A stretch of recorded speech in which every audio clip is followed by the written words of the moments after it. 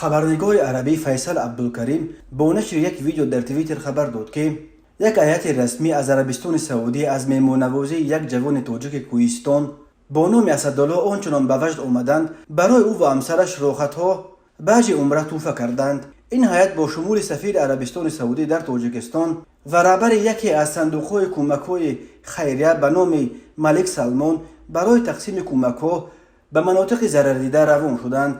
در راه وقتی رسیدن شام یک جوان کاملا ناشناس با نام اسدالله آنها را در راه دیده برای افطار به منزل خود دعوت کرده است. مهمانان این دعوت را پذیرفته در خانه اسدالله روزه‌شان را گشودند.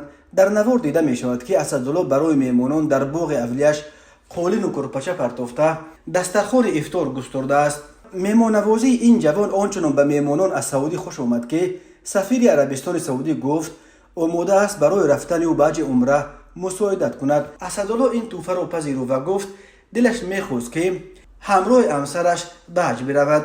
رهبر صندوق کمک‌های خیریه به نام ملک سلمان به نوبت خود گفت که آماده است خرج سفر حج هم اسدالله و هم همسر او را به دوش بگیرد. در نوار دیده می شود که اسدالله از این تحفه غیر انتظار خیلی شاد شده دست پیش بر به مهمانان عرض سپاس می کند. مهمانان با 3 فرزند اسدالله نیز همصحبت شدند و از آنها پرسیدند که پدر و مادرشان از سفر حج برایشان چه تحفه بیارند. پسر کلانی اسدالله که یگان 8 سال داشت گفت میخواد برایش از مکه جای نماز بیارند.